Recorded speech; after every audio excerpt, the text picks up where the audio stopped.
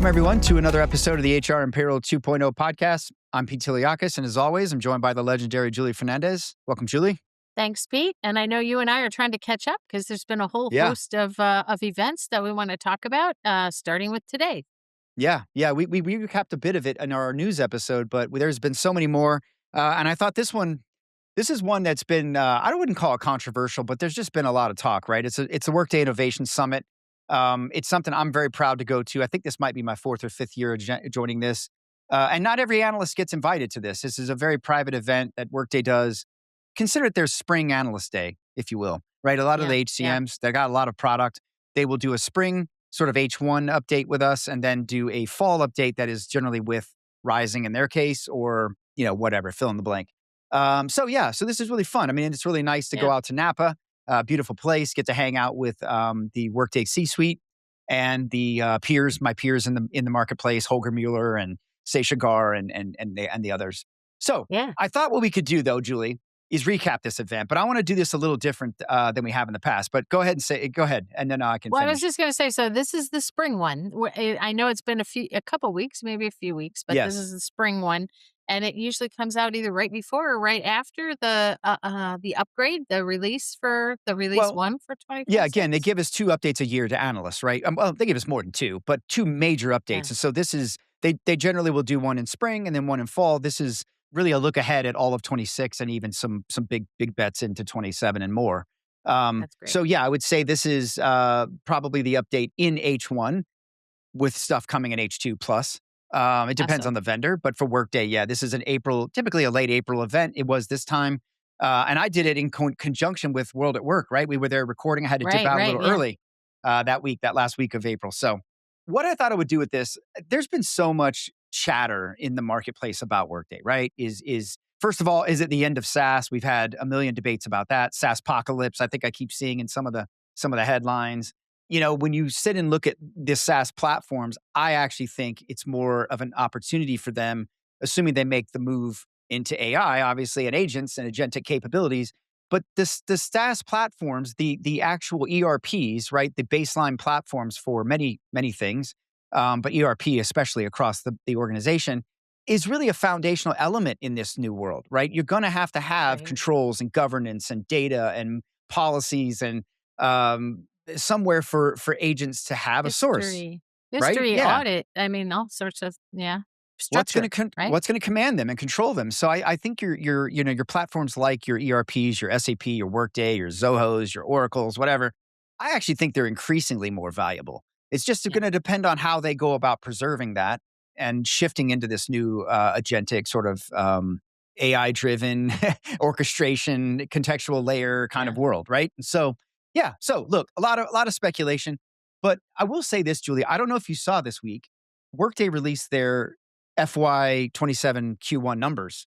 Did you check it out? Did you see them? I saw them quickly, but I'm sure I don't dissect them like you do. Tell me, give me your read.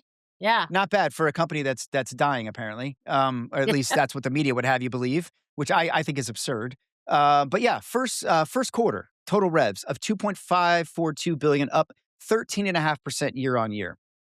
Subscription revenues, $2.354 billion, up 14.3% year on year. So look, that's pretty good, right? I mean, 15% growth, double-digit growth. I think most companies would be really happy with that. Now, certainly there's probably a bigger story underneath all of that. Workday made some acquisitions. There's some other things there. But the bottom line is I think that they have a healthy business.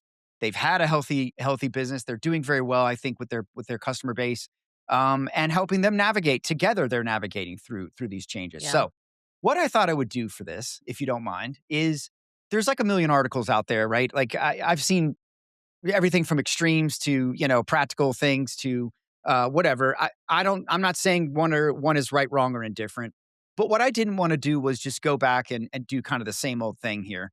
We're a little late with this. It's already, been about a month since it happened. And I would tell you that if you want a really good deep dive breakdown out there, Sasha Gar, founder of Red Thread Research, has probably the best breakdown by an analyst that I've seen yet. And the way she presented that is she did a little TLDR, meaning like, look, if it's too much to read, just read this executive summary up front so you can get relieved from having to read the novel. But Yeah. And I think if folks are just wondering what's all that noise been because you've missed it, right? Or it Yeah. hasn't been hot on your social media radar. In my LinkedIn newsletter, I grabbed some of the top attention grabbers on both sides of the aisle and called those out and gave links to all of those. So Yeah. so take a look at my last newsletter and it'll have all the thought leaders and pundits that you would expect to be making noise in different directions, and you could get caught up and at least find the top 6 or 8 articles there as well. Yeah. Yeah. Yeah, and look, I mean, Alright, anecdotally, as I go around the industry, I think I mentioned this the other day. I was with the CloudPay group, right, at the Paymakers event, heavy in Workday. Malta. I'd Yeah. say, yeah, big. I'd say 9 out of 10 people I talked to were Workday users. All of them had either renewed or planning to renew. So I think that's interesting, right? I mean, I'm not saying that's indicative of the entire market, but it seems like people are obviously, building their organizations on Workday and continuing to go Yeah. down that path and looking to them to lead them into that.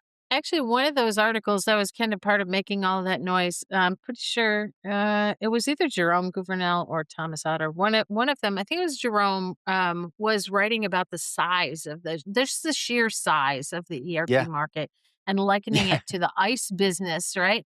Like, 1 in 20 Americans at one point in time worked in refrigeration before refrigeration, and so when you look at not just Workday, but the SaaS ecosystem, the implementers, the AMS folks, the providers themselves.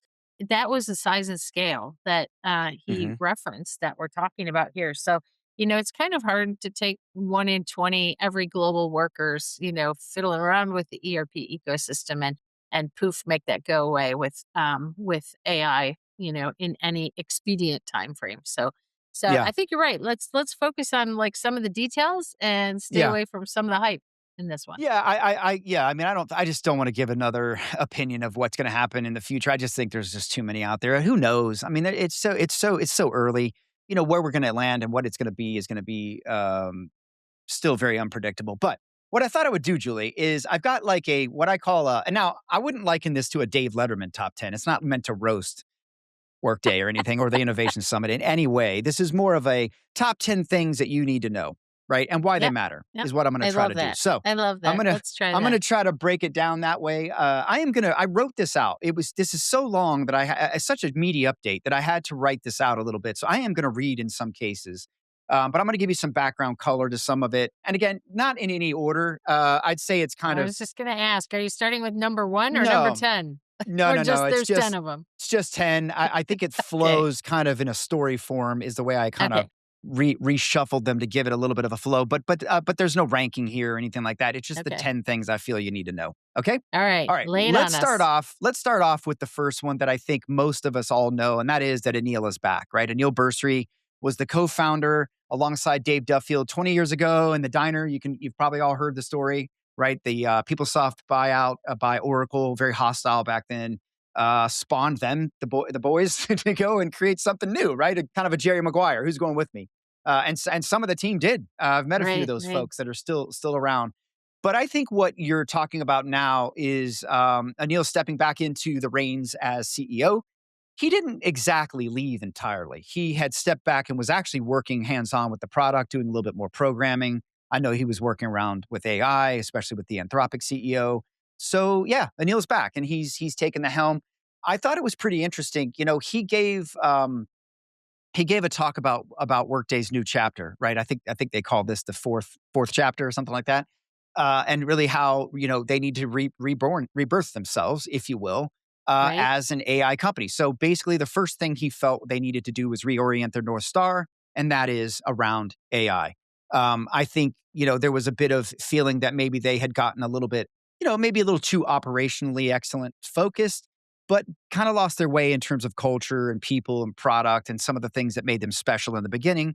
And I think Anil feels like they need to get back to that to make them, special again in this new chapter. And so Yeah. I thought that was pretty cool. The other thing, Julie, I thought was really interesting, I took a lot of enjoyment in, is Anil regularly referenced Steve Jobs throughout the few days that we were together. And I think what he was, or I know what he was referring to is that when Steve Jobs, he exited Apple at one point a bit unceremoniously. I don't know if you remember this. We were kids probably back then. The Pepsi someone from Pepsi, I think, took over as the CEO, and Steve Jobs was pushed out of his company, and he had to come back and kind of clean Apple up and bring it back to what it is today, bring the Right. vision, bring all of that. And so I think the way Anil studied that was really interesting. He talked about studying Steve Jobs' return and how some of that meant cleaning up the portfolio and returning to what made them special again, and all of that was. I think that resonated with me, as an end customer, I guess you could say, or end listener of the story. So I like that.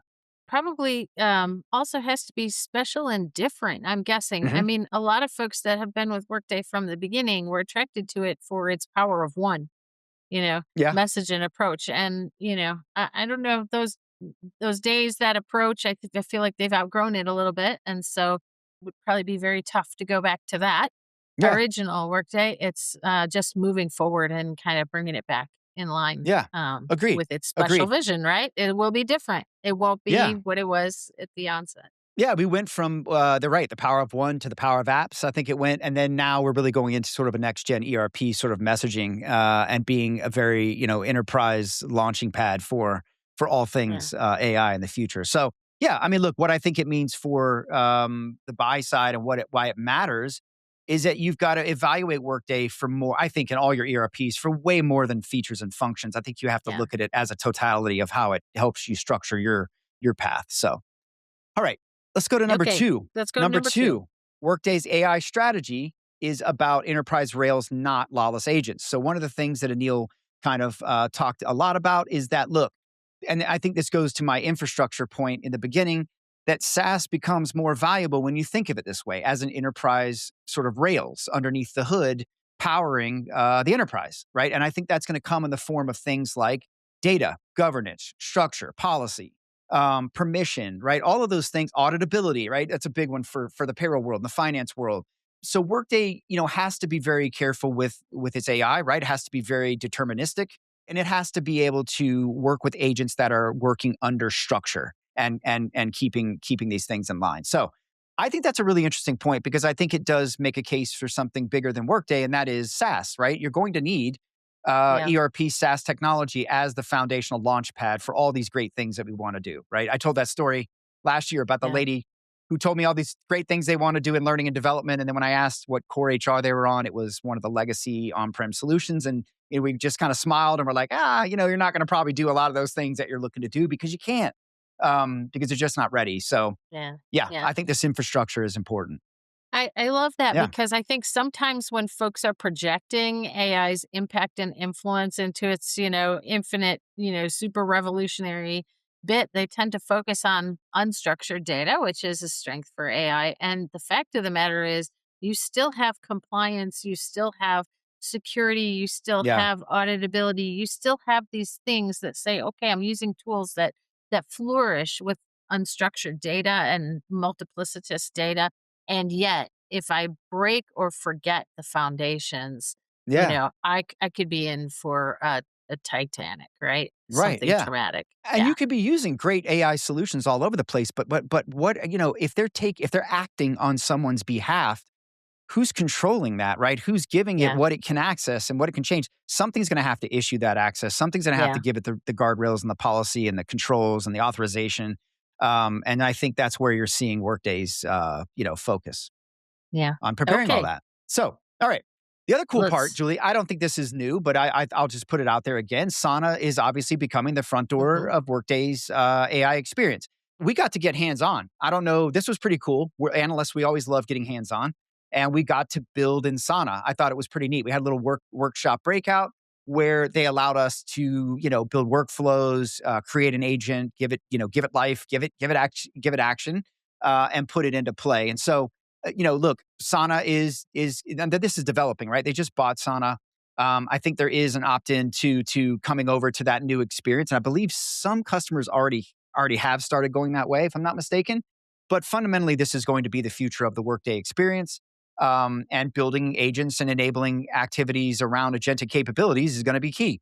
So yeah, this we this enjoyed is that. It was giving me fun. flashbacks to our PA world, where you'd go to Yeah, the conferences and events and you get to like build and use your own little baby bot, right? So So it sounds fun. I'm glad you had a Yeah. chance to do that. Was that number 3 or was that still part of number 2? That That was was number 3. number no, no, that's number 3, right? Number Okay. 3 is Sana is becoming the front door. We already know that.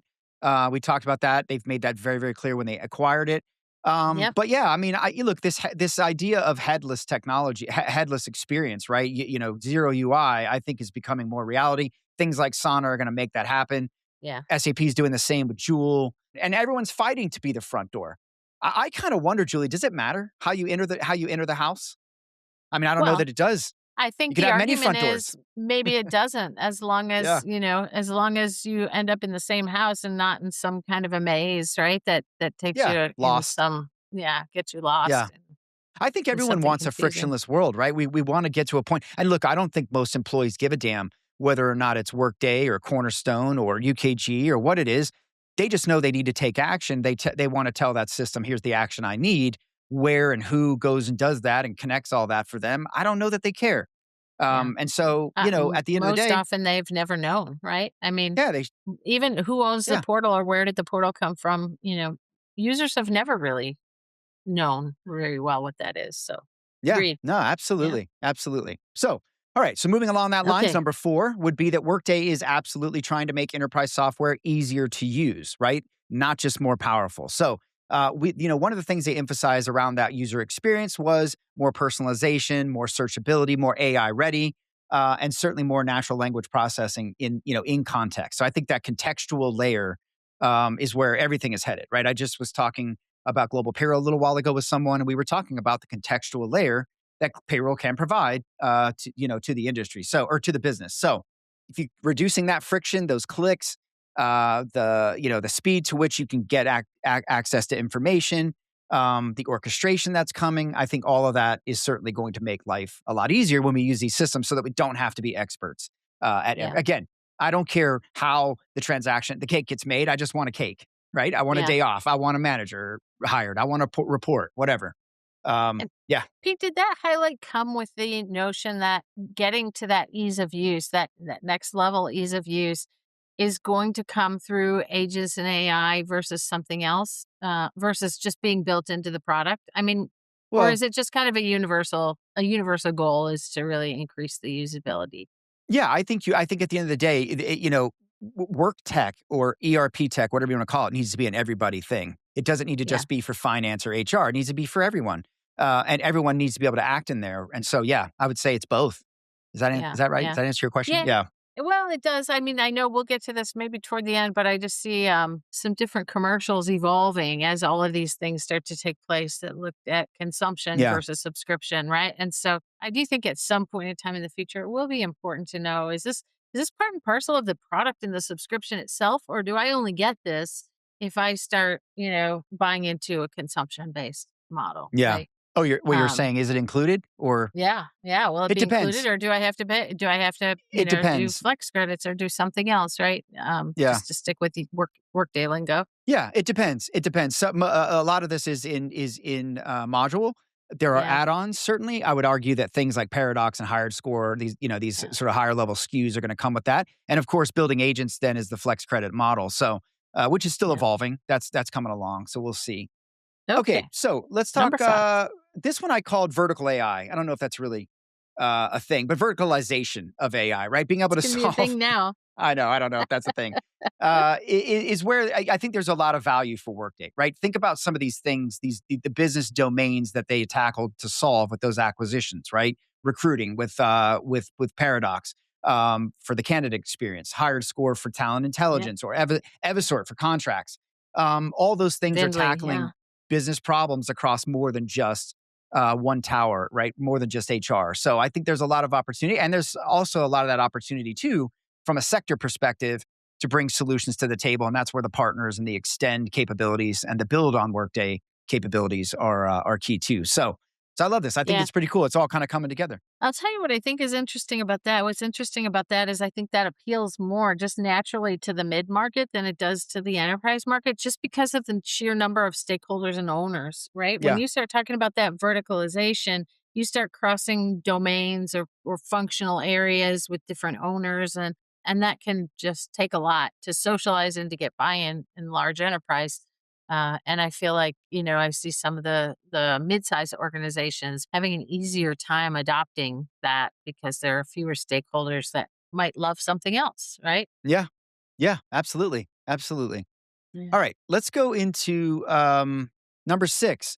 Customer examples showed that AI is moving from demo to measurable outcomes. One of the cool things, Julie, is I think, and Workday, said this like, look, a year ago we would have had very little, maybe output and adoption. Now this year they're showing millions of transactions. So you've got a really solid, and that's across things like Eversort, Hired Score, and Mhm, others, right, are mhm, starting to mhm. make an impact. You even had some really cool customer examples that share. I can't share them, but shared some interesting savings and output details of their Mhm, performance. So mhm. that's good, right? We're Use going cases, beyond yeah. hype. There's Yeah, we're going legit beyond use hype to cases out reality. there to be had.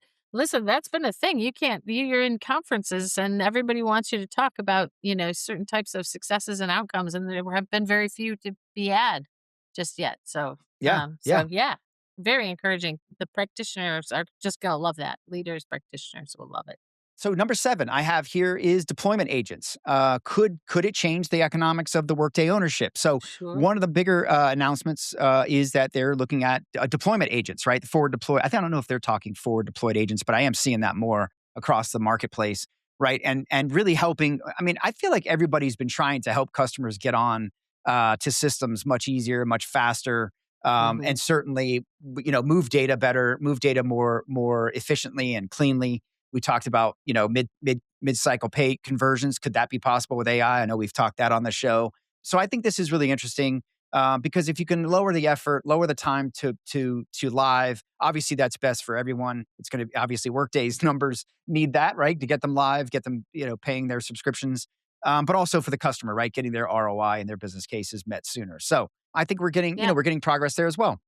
Yeah, Yeah, that's interesting because to have that come right from Workday is kind of novel since the vast majority of the SI, the systems integration ecosystem, has been doing a lot of the deployments and they have their own accelerators, right? So I think it's just proof positive that there are going to be multiple ways that you can get that increased efficiency for yeah, your deployment yeah. and infuse AI into it. And if it's not through Workday who's bringing that forward, then you should certainly expect that through the SI partners that are You in have their to think. ecosystem. Yeah, So you have to think yeah, they're it'll be there. proliferating that. Yeah. Yeah, yeah. So look, I'd say number 8, Workday is definitely looking beyond the kind of the standard stuff in HR and finance, and looking for more connected tissue, if you will, across other areas and opportunities. So think other use. I can't go deep into this. This is some of their Yeah, big yeah. bets, but basically they're really trying to look across all of the organization and see where they can create that connectivity. So think of that. I would call it de-friction, right? An experience. Think about the orchestration element. We talk a lot about leaves, right? I pick on that. Mhm. A lot of that doesn't always sit in HR, right? There's handoffs that go into other areas. I can see that being the kind of thing that Workday is looking to tackle is how do they, some of these adjacencies to the HR and finance experience lean itself to them solving for those use cases as well. So look for that to branch out beyond Yeah. across the enterprise, IT, You some know, other areas. that makes me think of, I mean, for a while there was an industry focus, right, for the education sector, Yeah, and it sounds like it's beyond just an industry focus. That was kind of a hot way to try to approach that for a while, and yeah. just looking broadly to fill gaps and find and fill gaps, right?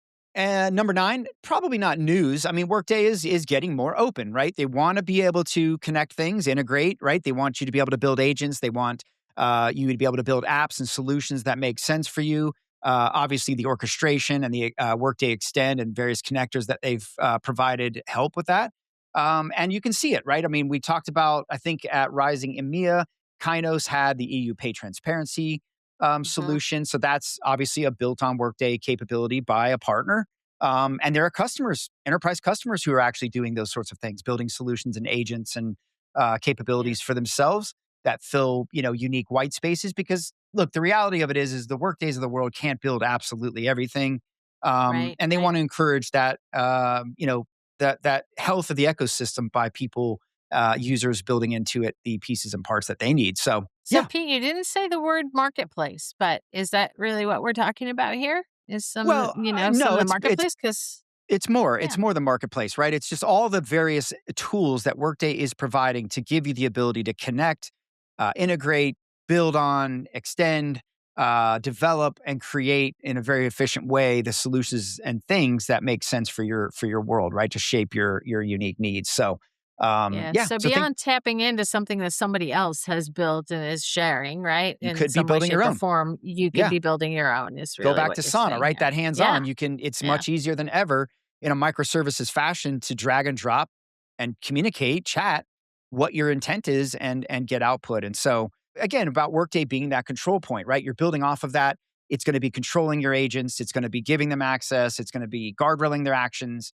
The governance is there. The data is there. I think this is all kind of reminds me of like the, like I always think of the Death Star, in Star Wars or some star base where you've got ships launching off and coming back and commanders all over the place. I guess the Death Star is kind of ominous, but pick a positive one. Hey, I and think how it kind timely. of It's reminds me of just that. the resurgence of a million of those showing up in our Netflix, in our Netflix tiles is probably a pretty good reference, Pete.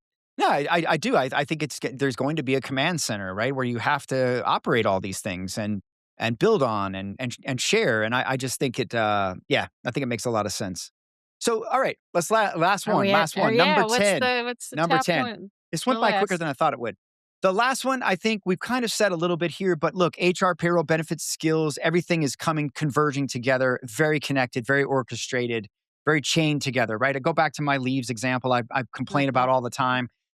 For so long in the past, so much of that was compartmentalized, right? HR did their part, payroll, benefits, everybody did their little part, but it didn't really work together. It was a horrible experience for all of us doing it. It's a horrible experience for the employee. I think that's what you're talking about, removing that friction, smoothing out all of that friction, making it more seamless and more of an experience for people. And that is bringing together things like the intelligence around skills, benefits, wellness, payroll, comp. You've got so much data swirling now. I think the opportunity to activate all that in concert and start figuring out the signals and the real time insights that can come from it is certainly what we've all been craving and talking about in the past.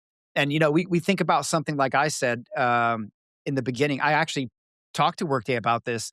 That whole idea I had about real time, looking at benefits and wellness as a real time portfolio to be managed.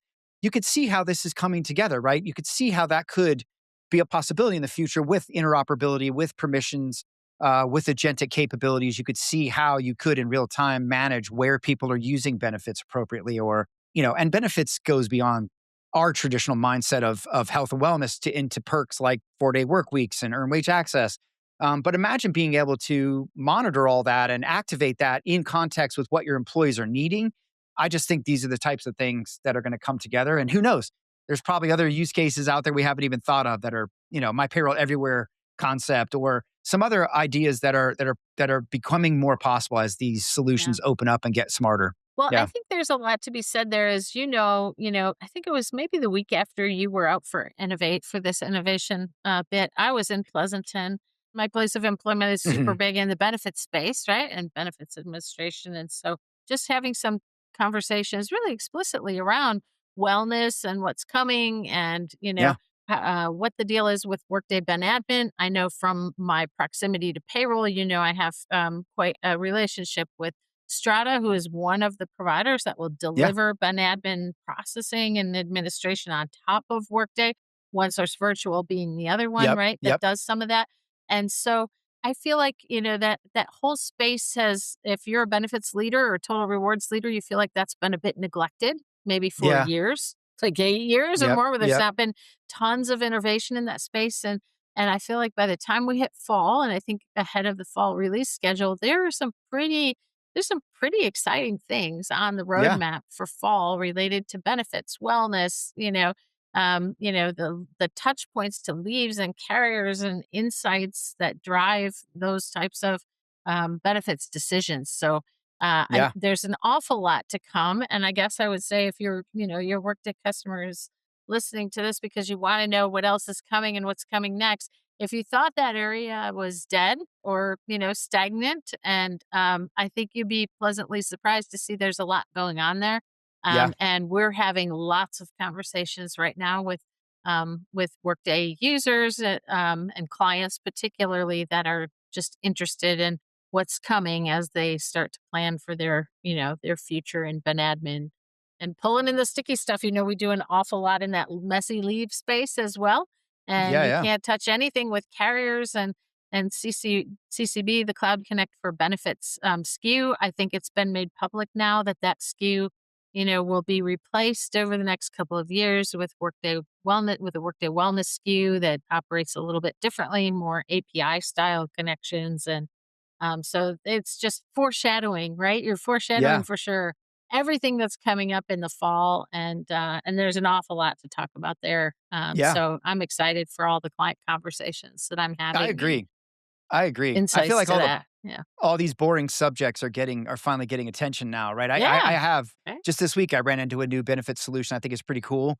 You're right. I've seen more comp solutions coming around, and definitely like we saw some leaves acquisitions recently, Yeah. and certainly that's becoming much more compliance laden. Yeah, there's still so much opportunity to orchestrate. I know That's that's right. kind of That's a right. overused word, but I love that word because it's all the in between stuff that I don't think people realize is where everything breaks down and falls apart. The handoffs Yeah. when HR has to hand off to someone or vice versa, it just crumbles, and that's where the opportunity is. And so stringing these things together just makes a lot of sense. Yeah. But got to go back to the beginning when we talked about governance and controls and all of that, right? Because if we're using all these solutions, talking to each other and transacting and taking action, someone's got to be governing all of that, That's right. making sure that it's behaving That's right. properly. You know, And listen, so I think yeah, this is just a big point of excitement for HR and yeah, payroll listeners, folks that, would be drawn to this podcast. And that is, it isn't just getting bigger and broader outside of your domain where there are yeah, exciting things happening. There's plenty of innovation happening within the HR payroll domains themselves, finance, extend that to finance and others. yeah, There's still a lot of great things to be had there. And they haven't lost sight of that. So I think we'll see a lot yeah. coming. And coming closer together, right? We've talked about how Yeah. the workforce strategy and planning sort of thing has come. We've seen, examples of that in the market where there's been acquisitions bringing that into HR, closer to HR. So I think it's good. Maybe AI is going to bring the bring the back office together. Finally, it'll be the thing that finally gets everybody out of their silos, I don't um, know about one way or the other. That's Yeah, right. yeah, Well, what we do know is it's technology that will be revolutionary. And as I think Thomas Otter told us on one of our episodes with him, if it's something as revolutionary, you'll know when it's hit its prime because the revolution, doesn't feel like incremental stuff. So yeah, yeah. uh, Well, we'll be here to cover it if it does. that's right. Here at That's HR right. Payroll 2.0. So, all right. Well, look, Julie. Anything else before we wrap this up? No, I think it's actually, there's one other thing that I wouldn't have yeah, expected would have come up in yeah, your yeah. innovation indus, and that is if folks have heard or are wondering what the heck Workday Seismic is.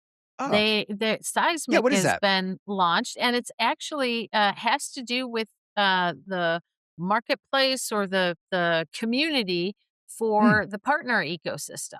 interesting. And, so Workday has grown, and they have great resources available for many different types of partners. There's systems integration partners Yeah, and advisory and innovation partners and, Vindley partners. There's just tons of different global payroll partners, right? There's lots of different partner ecosystems out there. And I think those resources, had just grown and inherited an old structure, an old framework. And mm, so if you hear yeah, seismic, it's actually, an effort to roll out kind of a new central area command center, right? For that partner ecosystem for yeah, Workday. And so it's something that I've had a couple of looks at. We operate in that ecosystem as an independent advisor, not as an SI. And so all the resourcing that's available there and how do you actually get help or ask yeah, questions on behalf of your client base, not unlike what users are going through as they kind of push them into more of a ticketing system for hmm, getting help themselves, right, on their yeah, issues. And so just know that that term seismic, I thought I would throw yeah, that out there just in case anybody had heard it and was wondering what on God's earth is seismic. It's something yeah, that the partner ecosystem is using. yeah. Very cool. I did not know that. That's good inside baseball. I wasn't aware of that. I don't get on that side of the world as much Yeah. as you do from the partner lens. So yeah, very cool. Hey, that's Good to know. that's why we do this together, right? I Because I know, don't see right? what you see, and sometimes you don't see what I see, and we see a whole lot of stuff in the middle. I know. I love it. Well, good, good. All right. Well, that should wrap it up for this week. We'll be back with more content. We got a lot coming. And as always, subscribe, share, like, whatever you can do. We appreciate it. We'll be back.